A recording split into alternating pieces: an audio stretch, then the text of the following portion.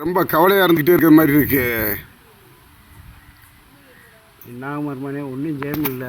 ஆ நானும் எல்லாத்தையும் போராடி பார்த்தேன். ம் கடைசியாக என்னை மனைவி மக்கள் என்னை மதிக்க மாட்டாங்க. ம் போக்குவரத்து வேலை வாங்கி ரிட்டர் ஆகிட்டேன்.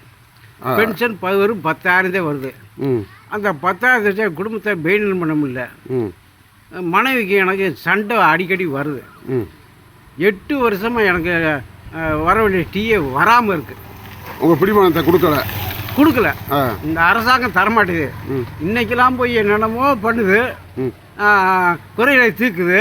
ம் முக ஸ்டாலின் இன்றைக்கி பண்ணிக்கிட்டு இருக்காரு. ஆனால் எங்கே குறையை தீர்க்கவே மாட்டாரு. சரி, நான் இப்போ தற்கொலை பண்ணால் ஒரு முடிவுகள் இருக்கேன். அடாடா சே என்னான்னு கேளுங்க.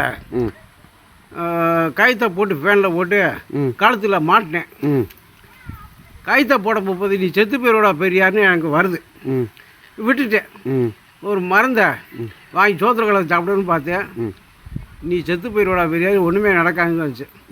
நான் கள்ளச்சாராயம் எங்கே விற்கும் ம் அதை குடிச்சிட்டு செத்தா ம் எப்படி 10 லட்சம் கொடுப்பாங்க. ம் பெரிய பெரிய நடிகை என்னை பார்க்க வருவாங்க. ம் ஈமச்சடகத்தில் அவனே பண்ணிடுவேன். ம் அந்த முடிவு கள்ளச்சாராயம் நம்ம ஊரில் எவனும் விற்க மாட்டேன்.